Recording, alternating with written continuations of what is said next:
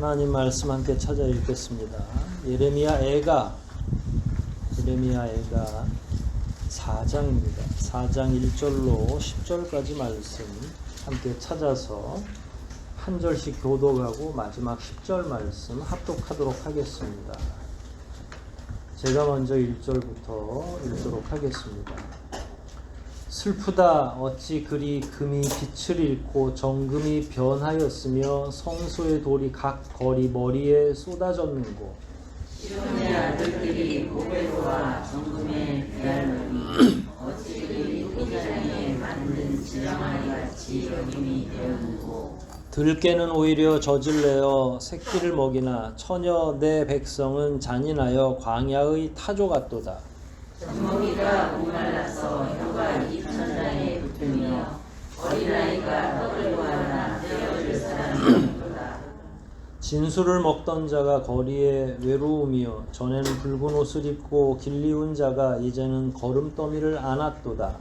전에 소돔이 사람의 손을 대지 않고 영합안에 무너지더니 이제 처녀 내 백성의 죄가 소돔의 죄악보다 중하도다. 전에는 존귀한 자의 몸이 눈보다 깨끗하고 젖보다 희며 산호보다 붉어 그 윤택함이 마광한 청옥 같더니 이제는 그 얼굴이 쏟아나오고 그 다리가 뼈에 붙어 막대기같이 낮았으니 거리에서 알 사람이 없도다. 칼에 죽은 자가 줄여 죽은 자보다 나음은 토지소산이 끊어짐으로 이들이 찔림같이 점점 쇠약하여 가미로다. 처녀 내 백성이 멸망할 때에 자비한 부녀가 손으로 자기 손을 삶아 식물을 삼았도다. 아멘.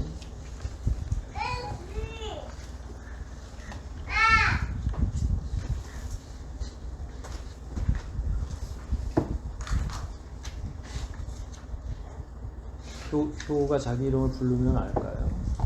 효야 앉아 그렇지. 4장 이제 우리가 예레미야가 4장 살피게 됐습니다. 다른 장하고 비슷합니다. 뭐 대단히 특별한 내용은 아니고 근데 사실 한 번에 이 5장까지 쭉 읽으면 마치 반복되는 것처럼 보여지는데 또 매주 읽을 때마다 또 새로워요. 이런 것도 있구나. 지난주엔 이랬나 저랬나 잘 기억도 좀 아사무사하고 그래서 자꾸 다루게 되는 것 같고요. 예루살렘의 멸망에 대해서 그 현실, 참상에 대해서 지금 다루고 있습니다. 적어도 한 3부분 정도로 4장을 나눌 수가 있는데 오늘 본문 전체 1절로 10절까지는 예루살렘이 얼마나 참혹하게 당했는지 그 참상을 아주 현실감 있게 이야기하고 있고 11절로 16절까지는 도저히 회복할 수 없는 회복 불가한 상태와 주변 여러 나라들의 반응을 기록하고 있습니다. 그리고 17절로 22절까지는 예루살렘 주변, 이스라엘 주변의 이방 국가에 대한 하나님의 새로운 경고가 있는데 특히 에돔이라고 하는 에돔은 누구의 후손입니까? 에서의 후손이죠. 몸이 붉은 자들이라는 표현인데 거기에 대한 경고가 포함되어 있습니다. 그냥 예루살렘만 멸망하고 마는 것이 아니라 주변에서도 그 나라 그 상태를 잘 보고 경계를 받으라는 그런 의미가 되겠죠. 1절은 다른 장에서도 여러 번 살폈듯이 제일 처음에 나오는 것이 슬픈 탄식입니다.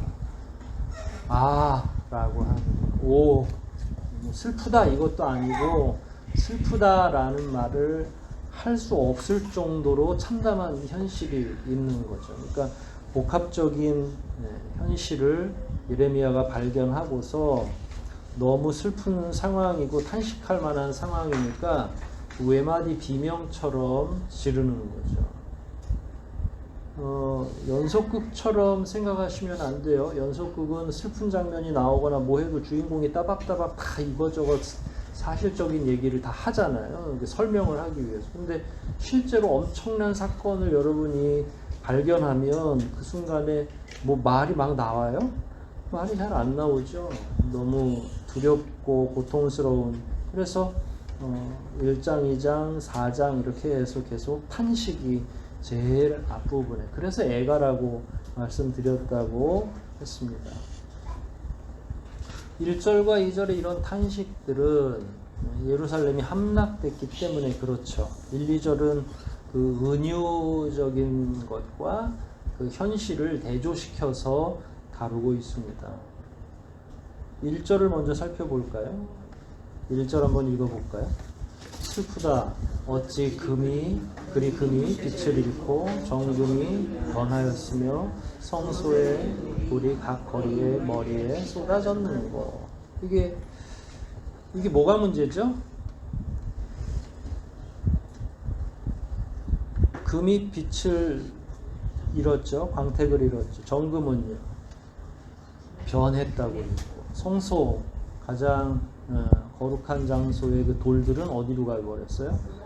거리 머리에, 거리 어귀 그 귀퉁이 이런 데다가 모퉁이에 막 다 쏟아져 있는 거죠. 이게 무슨 얘기예요?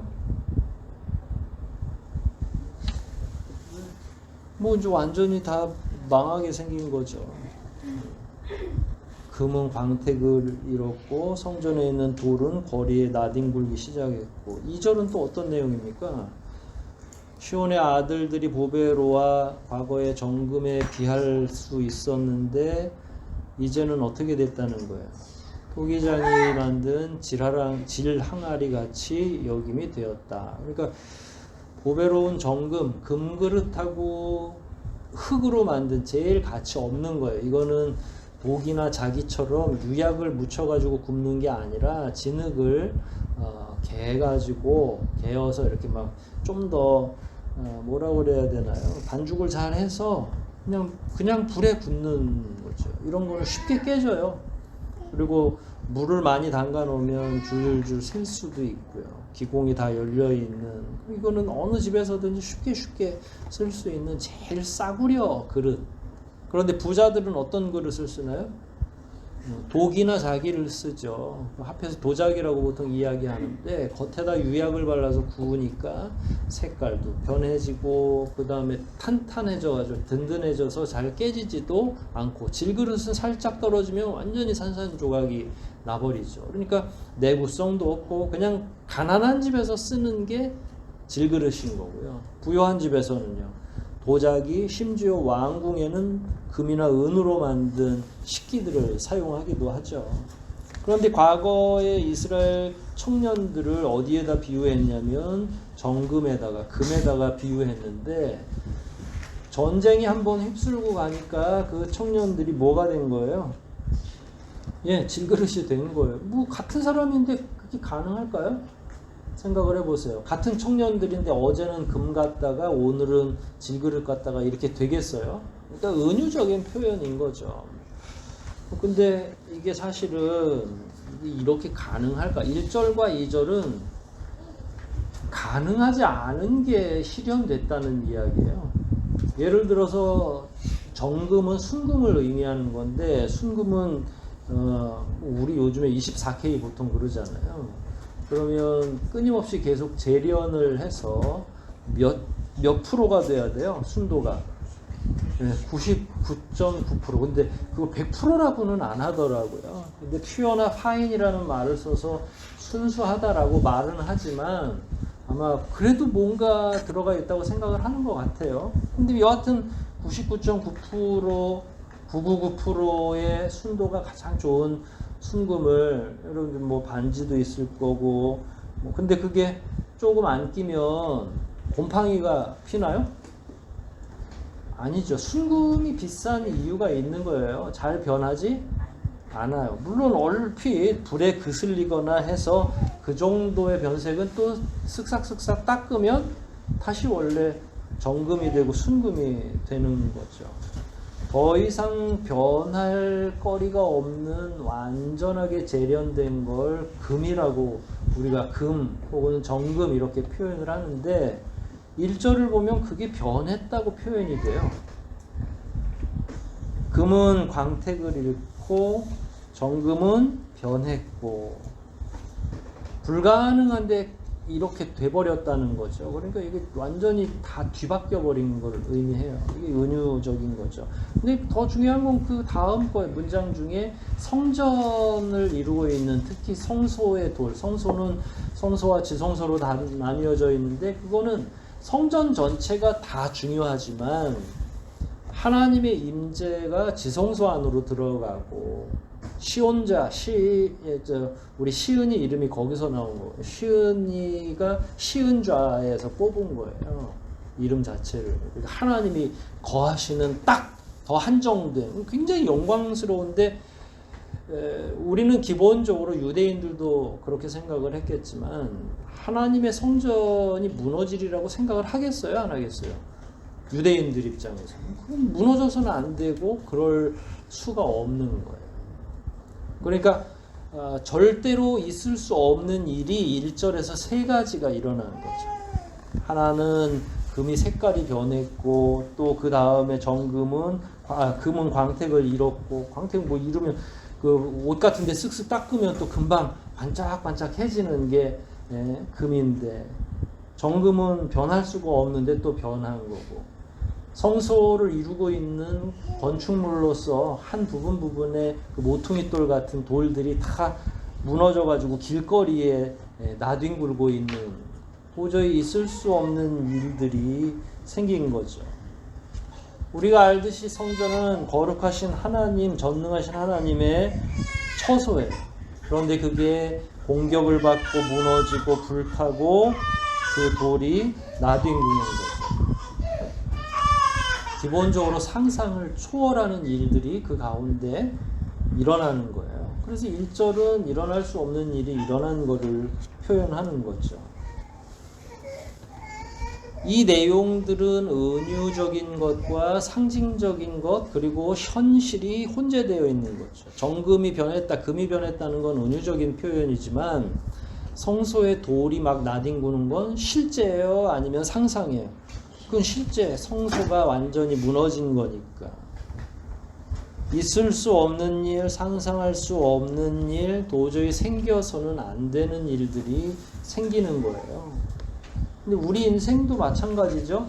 여러분이 가장 굳건하게 생각하는 믿을 구석은 뭔가요?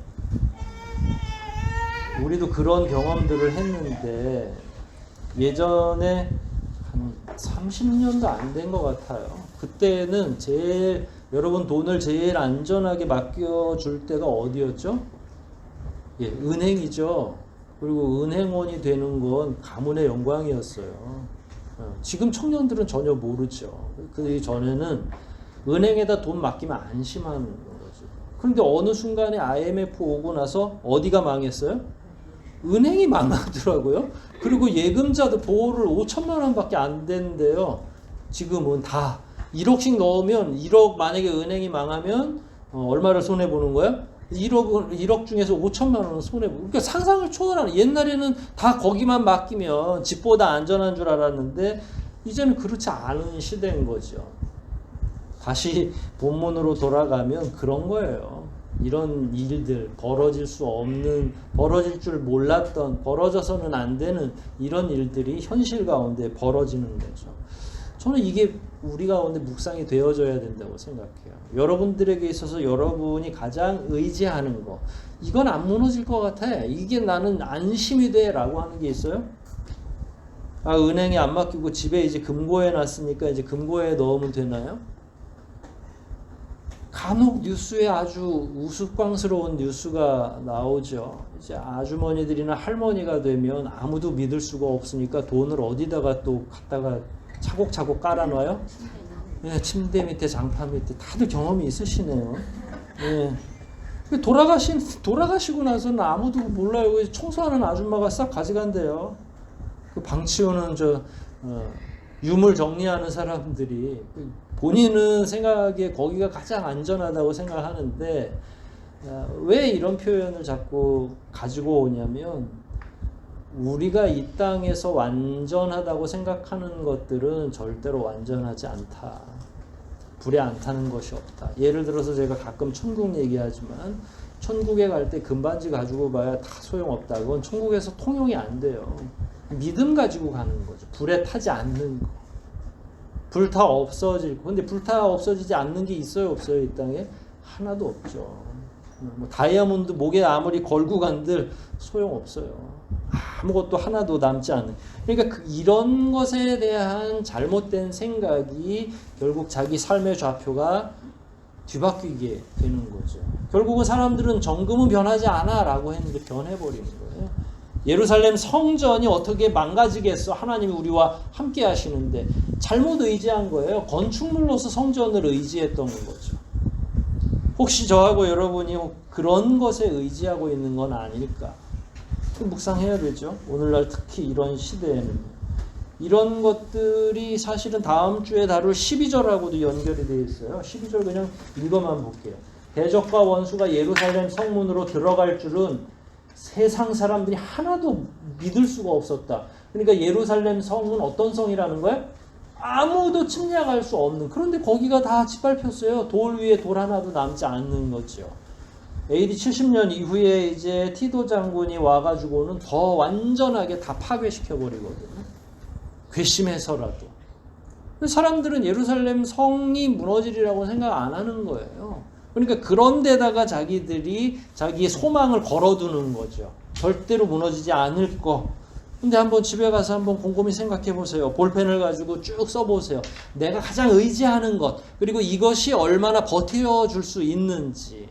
우리는 지금 마스크 한 장에 의지하고 있거든요. 이 시대에. 마스크하고 손세정제. 그런데 어떻게 할지를 모르잖아요. 뭐 안심하세요? 다? 마스크 쓰고 있으니까 나는 괜찮다고 100% 확신하십니까? 이게 아멘이 안 나오죠. 불가능한 일입니다. 그 정도로 우리가 사실은 그게 금이 됐든 혹은 성소의 건축물을 이루는 돌이 됐든 여러분의 마스크 한 장하고 아주 비슷한 겁니다. 실제로 따져보면. 근데 그걸 가지고 신앙을 견지하고 있다고 하면 현실적이지 않은 거죠. 이럴 때의 현실 안에 자기들이 믿었던 가장 변하지 않을 것처럼 생각했던 것들이 무너질 때 충격은 평소와 같겠어요? 몇 배나 더 크겠어요? 완벽하게 믿고 있고 했는데 그게 무너졌어. 그러면 충격은 그거에 비해서 몇 배나 더 심각하겠죠. 저도 가끔 저의 부재에 대해서 이렇게 고민을 해요. 사람 나이가 들면 죽겠구나, 언젠가 죽겠지 하면 뭐 저는 죽으니까 끝이지만 사람들은, 주변에 있는 사람들은 아이고 목사님 뭐 이제 50 좀 넘었는데 이렇게 생각할 거잖아요. 얼마나 깜짝 놀라겠어요. 만약에 50 즈음에 죽는다면요. 끔찍한 일이죠. 그래서 아무리 제가 뭐 건강이 좋아서 여러분이 저를 의지하는 게 아니라 뭐 담임 목사가 하나밖에 없잖아요 지금. 그런데 의지하고 있는데 갑자기 뭐 다음 주에 무슨 비보가 들린다 그러면 얼마나 충격이 크겠어요. 왜 다들 좋아하셔요 근데? 말도 안 돼서 하나님 앞에 말도 안 되는 게 없어요. 지금 그 얘기예요. 말도 안 되는 일이 벌어진다는 거예요. 여러분이 의지하고 있는 거를 흔들어 보세요. 다시 한번. 내가 그걸 의지하시면 안 된다는 의미죠. 여기 시온성은 일종의 예루살렘 성 자체는 하나님인 것처럼 보여지는 사람들의 눈에 착시, 종교 시스템일 뿐이지 그 자체가 하나님이 아닌 거죠. 성전이 무너지고 그 다음에 젊은이들은 어떻게 됐어요? 2절에 시온의 아들들이 보배로운 정금에 비하려니 어찌 그리 토기장이 만든 질항아리 같이 여김이 되었는지 깨지기도 쉽고 청년들은 다 포로로 잡혀가기도 하고 어디 믿을 구석이 하나도 없는 거죠. 3, 4절 역시도 비슷합니다. 들깨는 여기는 보통 이제 원어에는 승냥이나 혹은 여우를 의미해요. 그런 것들은 오히려 더 이런 위기 속에도 견디죠. 참 희한하죠. 사람들이 힘을 못 쓰니까 오히려 생태계가 복원되고 있다고 그래요. 외신을 통해서 다 코로나 바이러스 때문에 사람들이 못 움직이고 막 하니까 다 누가 어슬렁어슬렁 다녀요? 짐승들이 어슬렁어슬렁 위기가 없어지는 거죠. 저는 그게 우리에게 보게 하신 하나님의 뜻 같아요. 우리가 지금 너무 완악하기도 하고 교만하기도 하고 마치 세상의 주인이 인간인 것처럼 착각하고 사는 것에 대해서 하나님이 천지 만물을 다 인간에게 잘 관리하도록 한 거지 침범하고 깨트리고 마음대로 그렇게 훼손하라고 주신 건 아니라는 사실이죠. 이렇게 언뜻 비춰지는 게 하나님이 뭘 원하시는지에 대한 해답을 우리에게 제공하고 있지 않는가, 이 시대 역시도. 그래서 위기가 닥쳤더니 들깨들은 자기 새끼한테 젖을 먹여요. 그런데 사람들은 어때요? 혀가 입천장에 어린 아이들이 붙어가지고 딱 입천장에 붙으면 어떻게 돼요? 못 먹어요. 며칠씩 굶으면. 그리고 잘못해서 떡 먹으면 죽습니다. 저는 금식을 3일 이상을 못한다고 제가 여러 차례 말했죠. 제가 개척교회 어린 시절에 다녔던 데는 목사님이 막 40일 금식을 한 2번인가를 하셨어요. 그때는 그게 영성의 기준 같았는데 그러고 나서 40일 금식하고 나서 몇 날 며칠을 물하고 미음만 드시더라고요. 우리는 잘 이해가 안 되죠. 빨리 맛있는 거 좀 드시고 이렇게 하면 되는데 그렇게 하면 죽는데요. 그리고 소화하는데도 힘이 엄청 들어가거든요. 이 뇌나 혈류가 소화를 시키기 위해서 엄청난 에너지를 발휘를 해야 되는데 그래서 어르신들이 식사하고 진지하시다가 돌아가시는 분들도 있어요. 또 참 희한하죠. 여하튼 그렇게 해서 이제 먹을 것도 없고 다 붙어 있고 떡을 구해줬는데 떼어줄 사람조차 없는 거예요. 그러니까 부모는 다 죽어버린 거죠. 이렇게 한탄스러운 상태가 돼버린 거예요. 얼마나 고통스럽습니까? 가장 든든할 것 같은 모든 토대가 다 무너지는 거죠. 예루살렘 거민은 4절 같은 경우는요. 하여간 어른들은 그런 참상 속에서 조금 생각하고 견딜 수 있을지 모르지만 실제로는 어린이들은 완전히 무방비가 되는 거죠. 3절을 이렇게 보면 내 백성은 잔인하여, 그러니까 개들 같은 경우, 짐승들 같은 경우 새끼를 보호하는데 어른들은 광야의 타조 같다고 표현되어 있는데 이게 무슨 말이냐면 타조가 성경에서 이렇게 찾아보면 동물학자들도 그렇게 이야기한다고 합니다. 가장 어리석은 짐승 가운데 하나예요. 그러니까 누가 막 자기를 공격하려고 하면 막 빨리 도망가다가 도망을 갈 기회를 놓치면 흙에다가 자기 머리를 이렇게 쑥 집어넣는데요. 파묻어 버린대요. 그래놓고 자기는 다 숨었다고 생각한대. 머리만 숨으면 나머지는 다 어디 보여요? 안 보여요? 타조가 다 보이잖아요. 그거보다 몇 배나 큰 몸뚱이는 이제 그만큼 지혜가 없는데 더 심각한 건 자기가 낳은 알을 잃어버린대. 근데 지금 여기에다가 누구에게다 그걸 비유했냐면 이스라엘 백성들이 타조 같다. 그러니까 타조의 어떤 특성을 얘기했는지는 위와 연결해 볼 때 들깨는 새끼들한테 젖을 먹여서 유지시키지만 타조는 안 그렇다고 한 걸로 봐서 이스라엘이 자기 자식도 지금 제대로 건사할 수가 없는 상태가 된 거죠. 이거는 나중에 어떻게 돼요? 우리가 10절에서 읽은 것처럼 보살피기는커녕 오늘은 내 자식, 내일은 네 자식 삶아 먹자 이렇게 할 정도로 되어진 거죠. 그래서 4절까지 3절과 4절 이렇게 종합해 보면 떡이 있다 하더라도 아이들은 자기 힘으로 자력으로 떡을 뗄 힘조차도 없고 도와줄 사람도 없고 그냥 완전하게 모든 것들이 다 파괴된 현실 속에서 있는 거죠. 아마 연세 있으신 권사님들은 6.25를 이렇게 지내셨을 거니까 우리 가운데는 지금 안 계시죠. 70세가 넘어야 6.25 때 계신 거니까 계셔도 지금 한두 살 4-5살 먹으신 분들이라 안 되겠네. 아무튼 그런 전쟁의 참상이 왔을 때는 아무것도 안 되는 그런 상황이 되는 거고요. 먹고 마실 것이 없어서 혀는 입천장에 달라붙고 해결할 수가 없는. 전쟁이 원래 그런 겁니다. 전쟁이. 그러니까 사람들은 북한의 위협에 대해서 그래서 두려워하는 것 아니겠어요? 근데 요즘 젊은이들은 뭐 나가서 싸운다 뭐 그래서 애국적인 생각을 하는 친구들도 있고 하긴 뭐 어딜 도망을 가겠어요. 대한민국 밀도가 이게 너무 높아져서 폭탄 하나 떨어지면 그냥 뭐 난리가 날 겁니다. 이게 그 단순한 하나님의 협박이 아니에요. 얼마든지 일어날 수 있는 거죠.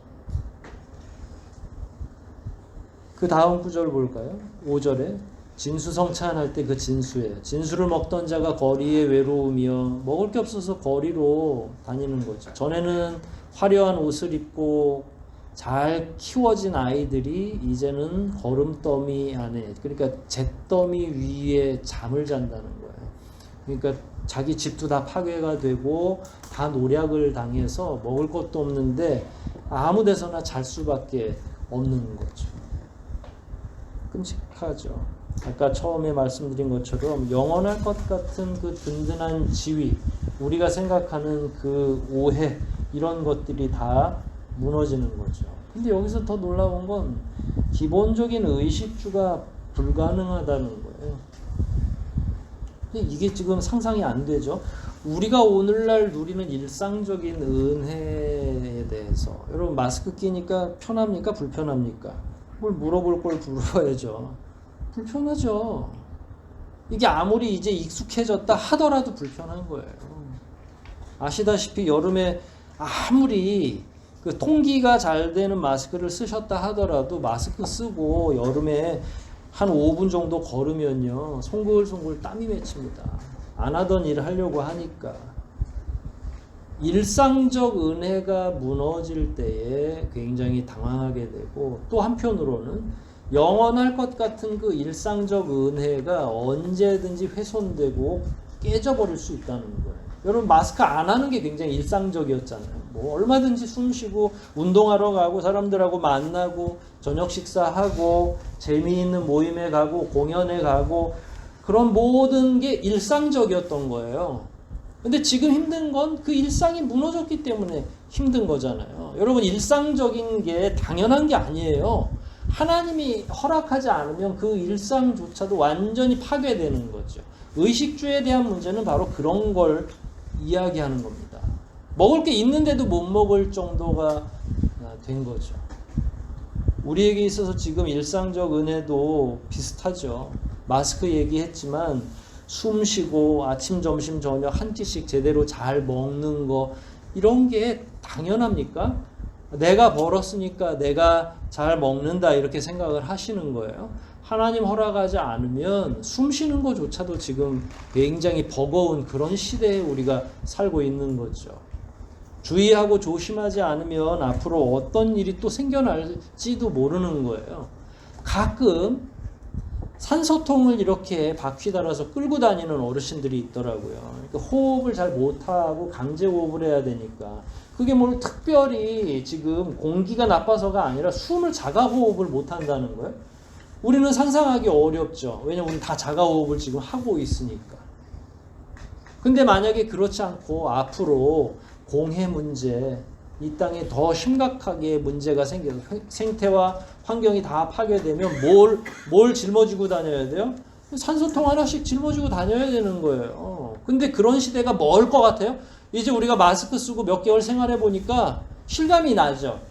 실감이 나는 거죠. 그 전에는 호흡하는 거, 공기를 들이마시는 거, 숨 쉬는 거, 이게 뭘 문제예요? 아무 문제도 없었거든요. 불과 2월, 3월 전까지만 해도 전혀 그게 문제가 되지 않아요. 그런데 이제는요, 먹고 마시는 것뿐만 아니라 숨 쉬는 것도 내 마음대로 안 되는 시대, 영원할 것 같았던 그 모든 안전해 보였던 것들이 다 변하는 거.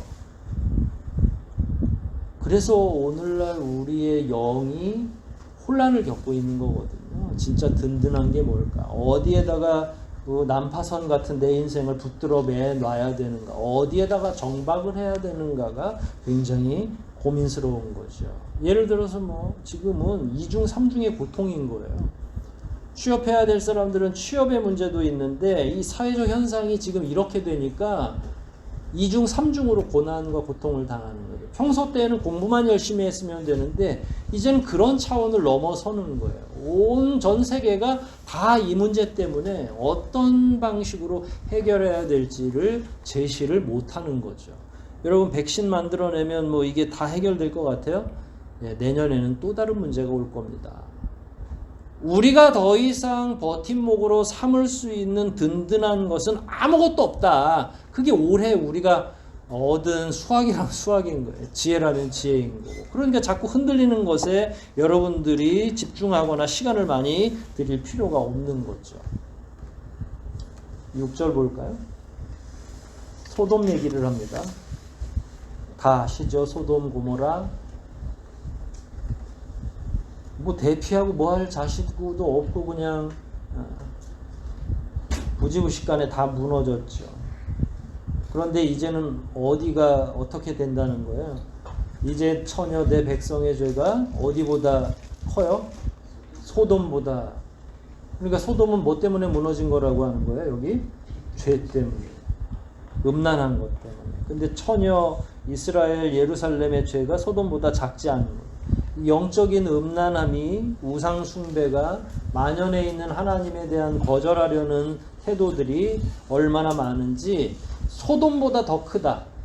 그러면 이제 그냥 화다닥 다 망하게 되는 거예요.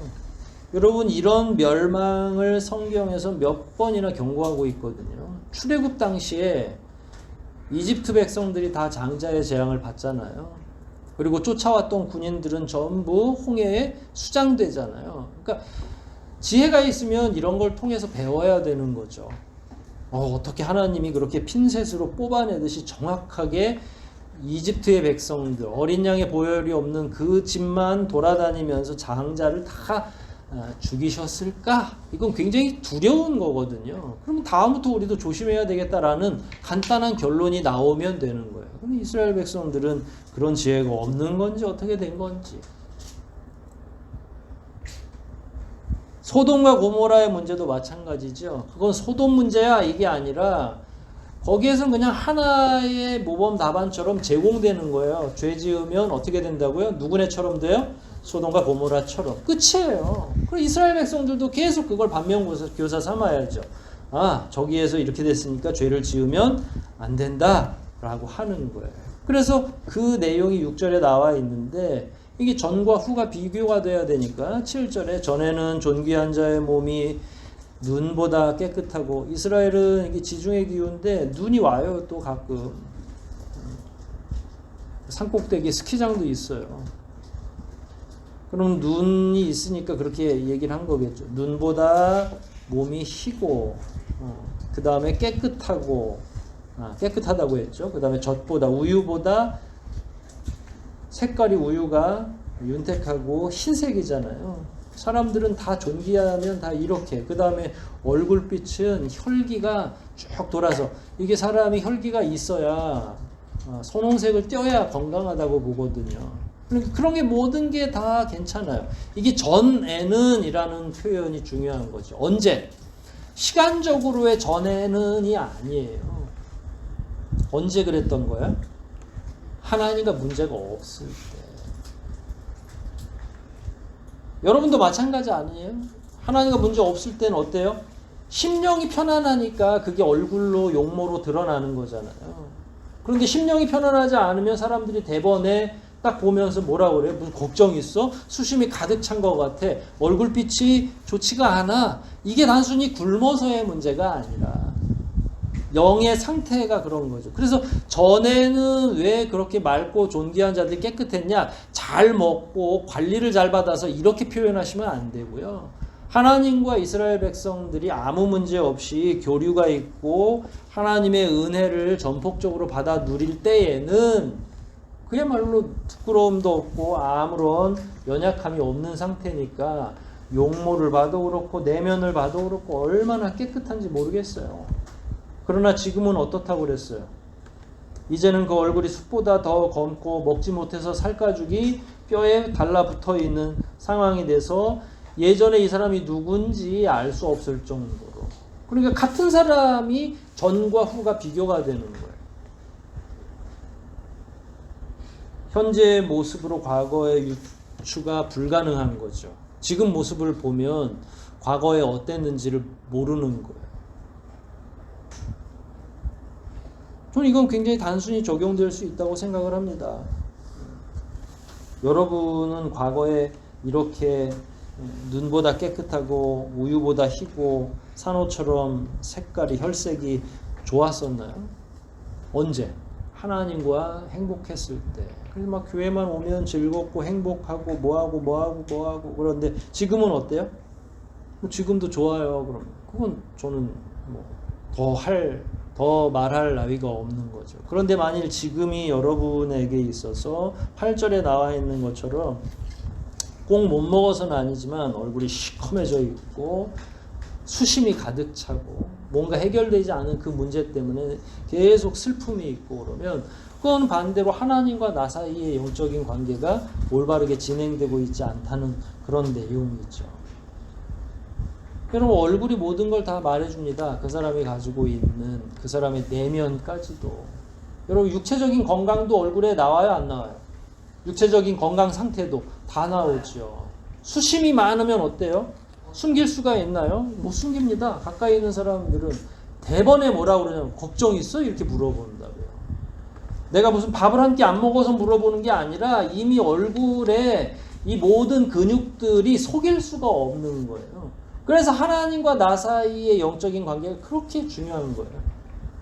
많이 살아온 분들일수록 이 내용을 더 동감하리라 생각을 해요. 복잡하게 이것저것 아무리 해도 결국은 마음 편한 게 최고고 그 마음 편함의 가장 근원적인 게 하나님과 나 사이. 하나님 앞에 꺼리낄 게 없으면 내 영이 맑아지고 하나님 앞에서 순탄한 거죠. 그러니까 그게 잘 되는 거예요. 이 8절 내용은 9절과 10절로 바로 연결돼요. 근데 미리 말씀드리는데 9절과 10절은 순서를 좀 바꿨으면 좋겠다고 생각을 해요. 8절 먼저 얘기하자면 이런 거죠. 그 얼굴이 숯보다 검고 가죽이 뼈에 붙어서 막대기같이 말랐으니 길거리에서 알 사람이 없도다. 왜냐하면 너무 못 먹었으니까. 이거는 은유이면서 현실이 같이 있는 거예요. 영적으로도 다 말라 비틀어져 있고 온 얼굴에 수심이 가득 차 있고 먹을 거를 너무 못 먹었더니 이 지경이 됐어요. 그래서 10절로 가면 그래서 어떻게 한 거예요? 먹을 게 너무 없고 어떻게 할 수가 없으니까. 네. 오늘은 우리 자식, 내일은 너희 자식 이렇게. 이게 한국도 이런 부모들이 있어요. 요즘에 보면 저는 성경 해석하기가 날로 어려워요. 왜냐면 예전에는 이러지 않았거든요. 근데 요즘에는 막 가방에다가 애 넣고 학대해서 애가 죽기도 하고 가두어서 막 끔찍한 일들이 한국에서 막 그러니까 막 이게 이스라엘에서 애 잡아먹는 건 일도 아니고. 그 사람들은 가난하거나 배가 고파서 애를 그렇게 죽인 거는 아니죠. 그래서 영적인 부분이 있는 거예요. 영적인 허기, 자기의 욕망을 채울 수 없는 그런 부분이 있으니까 누군가에게 학대를 하거나 관심도 안 두는 거죠. 타조 같은 부모들이 이 세상에 너무 많은 거예요. 인륜도 없고 아무것도 없는 거죠. 그럼 이거를 누가 본 거예요? 예레미야가 다 본 거예요. 듣고 보고. 그래서 예레미야가 한탄한 거, 길거리 한번 이렇게 돌고 오면 하나님 앞에 그냥 아무 말도 못할 정도로 답답한 거죠. 그래서 그때서야 9절로 들어가면 돼요. 9절 한번 볼까요? 그래서 인륜도 사라지고 아무것도 없는 윤리와 도덕을 얘기할 수 없는 그런 상태가 되니까 예레미야가 생각한 게 뭐예요? 사는 게 살아있는 게 너무 고통이에요. 정치나 종교가 아무도 보호해주지 못해요. 모든 사람들이 다 폭력적이 된 거죠. 온통 거짓이에요. 죄 때문에 이런 일이 생긴 거죠. 그래서 해결할 수 있는 방법은 없는 거예요. 그래서 한탄하다가 예레미야가 이런 생각을 했어요. 차라리 언제 죽는 게 낫다고 한 거예요. 그냥 전쟁 때 그냥 칼에 맞아 죽는 게 훨씬 복되다라는 거예요. 얼마나 사는 게 지옥 같았으면 이렇게 하겠어요, 생각을. 함부로 죽음을 이야기하는 게 하나님 앞에서 굉장히 불경스러운 일이죠. 우리가 다 하나님의 피조물인데. 그런데 그 정도로 선지자가 그런 정도로 생각했다면 예루살렘 상태가 얼마나 처참하고 비참한 상황이었는가를 우리는 되짚어서 알 수 있는 거죠. 왜 이런 일이 있었다고요? 왜 이런 일이 발생한 거죠? 소돔 얘기 아까 했었잖아요. 예, 죄악 때문에 그런 거예요. 그런데 하나님이 저하고 여러분이 몇 사람 죄를 지었다고 해서 하나님이 막 이렇게 쳐들어오게 하고 다 그렇게 하시진 않죠. 이게 과정이 있습니다. 처음에는 몇몇 개인의 죄가 됐겠죠. 그 집안의 죄가 될 수 있고요. 공동체의 죄가 될 수 있고 또 모든 온 나라가 다 망가지기 시작을 한 겁니다.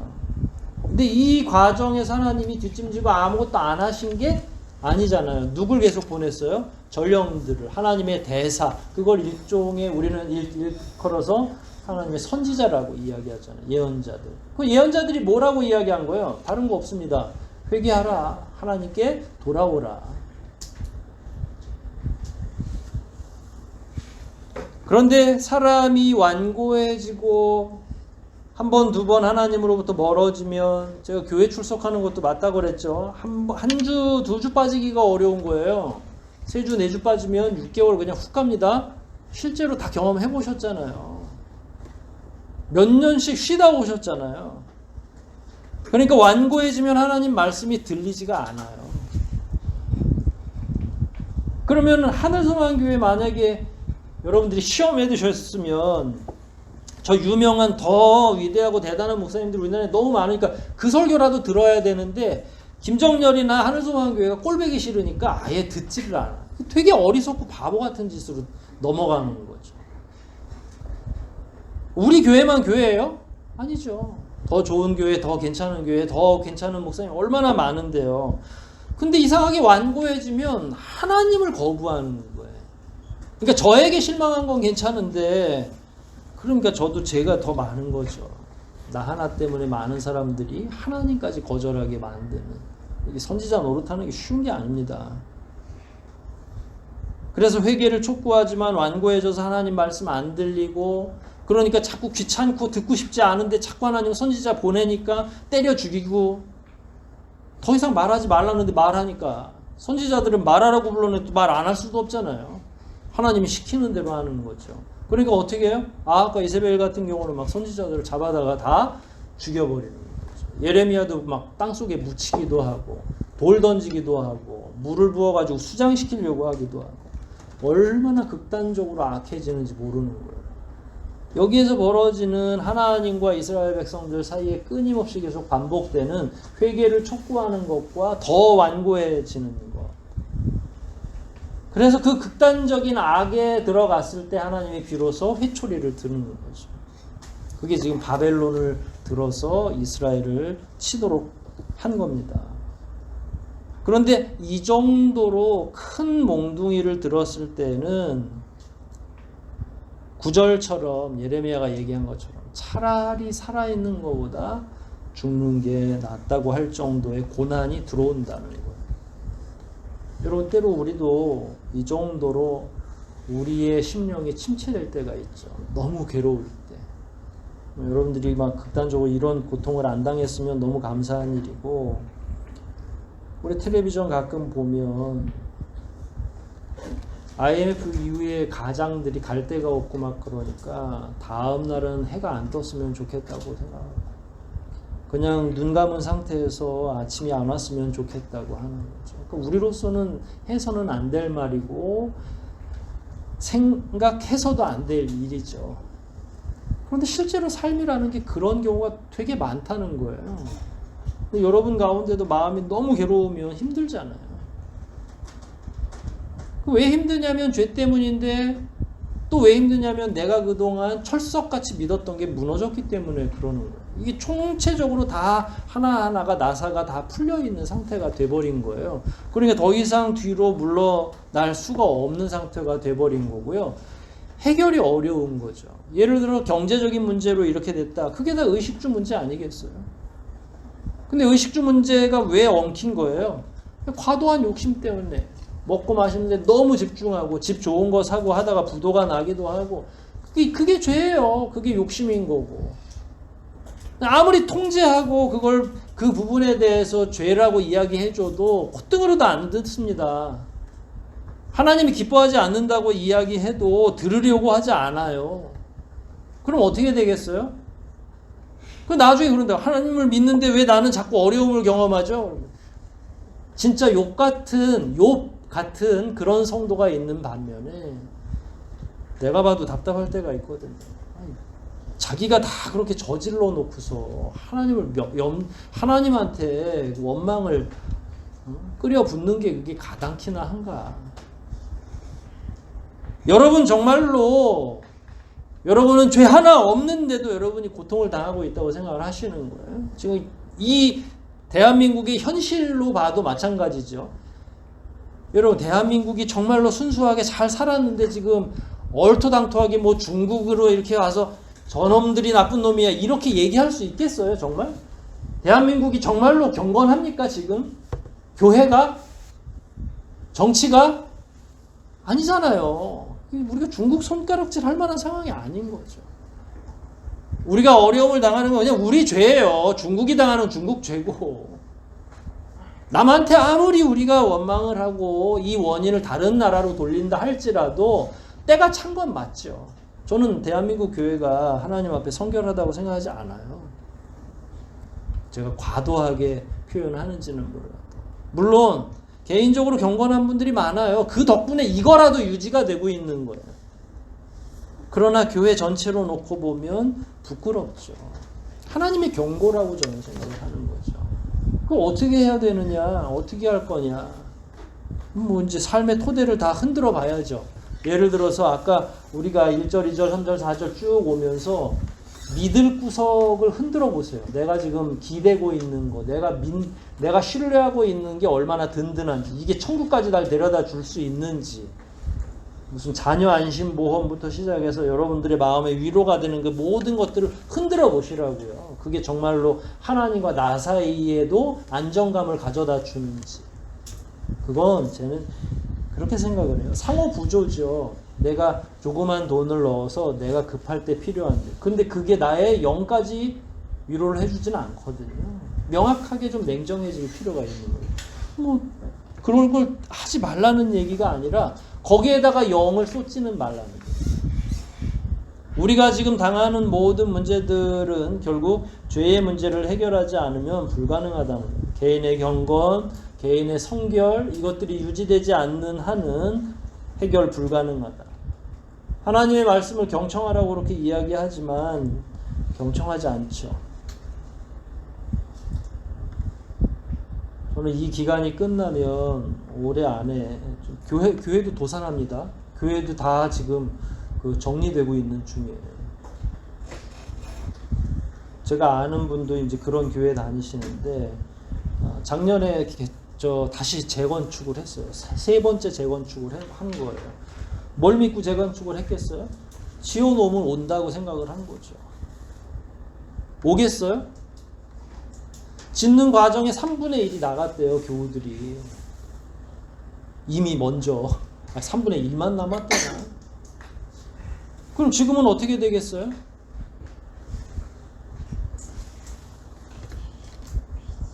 제가 우리 교회에 막 억지로 1층 다 사버리고 할 수 있어요. 억지로 하면. 그걸 붐업을 못 시키겠어요. 막 장로님도 막 이렇게 세우고 부흥회도 하고 막 그래서 얼마 하실 거냐고 물어볼 수도 있고, 일부러 제가 여러분의 기세를 더 죽이기 위해서 한 어디서 빚이라도 얻어서 한 3천만 원, 5천만 원씩 하겠다고 막 뻥치고 그럼 되죠. 안 되겠어요. 근데 그게 하나님이 정말로 원하시는 문제냐.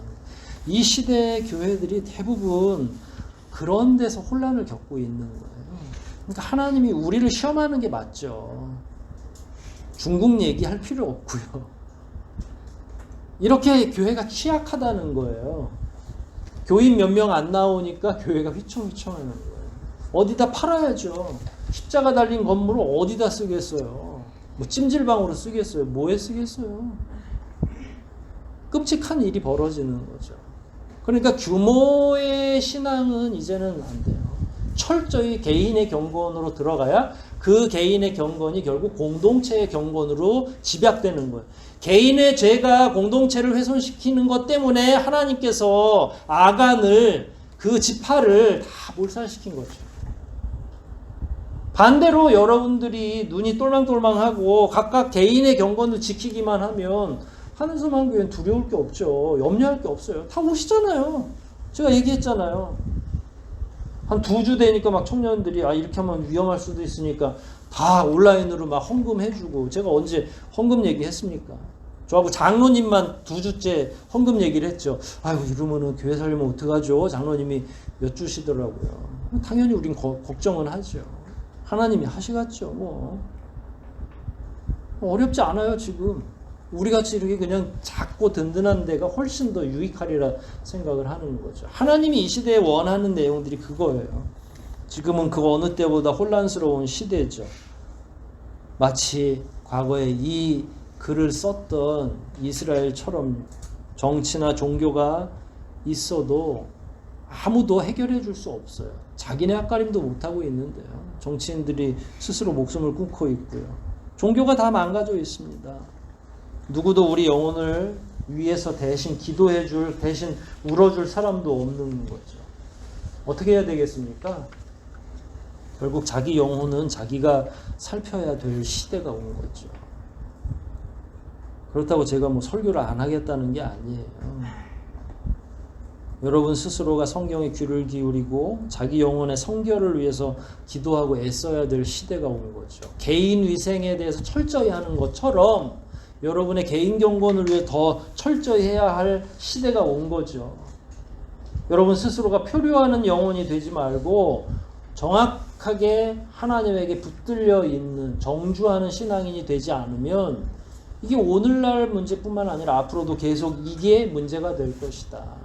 여러분이 정말로 든든히 영원히 변치 않을 것에 여러분들을 꽉 묶어두고 있는지, 금덩어리도 변한다고 지금 기록하고 있는데 혹시 그런 데다가 나를 묶어두는 게 아닌지 되돌이켜 보자는 이야기입니다.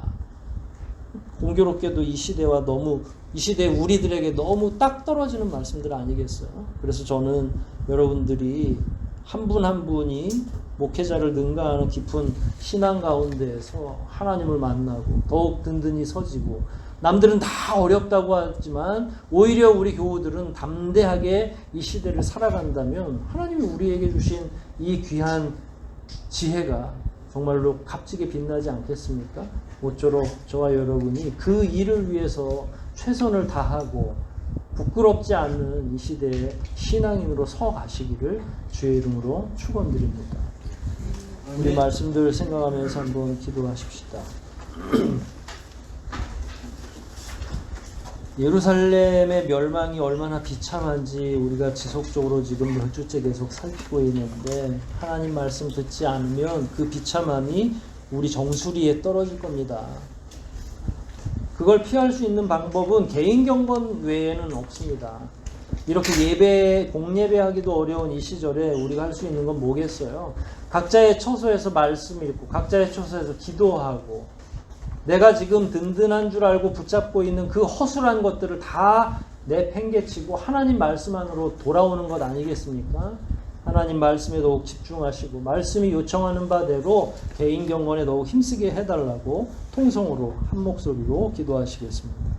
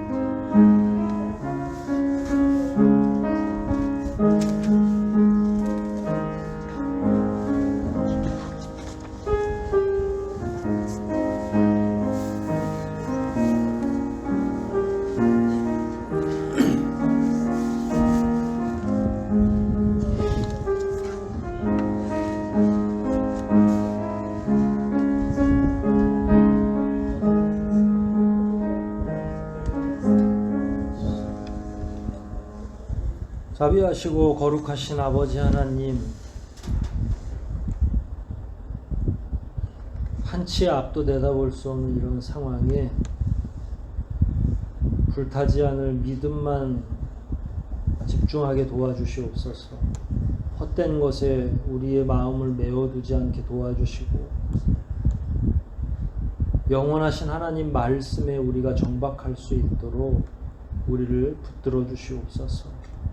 이 시대에 과연 어디에 우리의 눈을 두고 걸어가야 됩니까?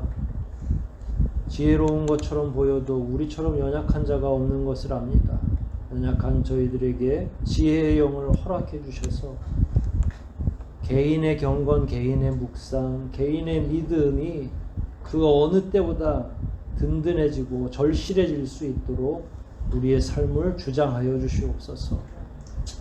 돌아가서 가정을 일구고 직장 생활을 할 때에도 여전히 믿음 가진 자로 의연하게 살아가게 도와주시고, 특별히 더욱더 건강하게, 육적인 건강뿐만 아니라 영적으로도 든든해질 수 있도록 각별하신 은혜를 우리 모두에게 허락하여 주시옵소서.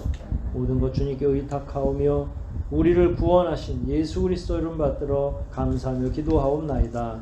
아멘.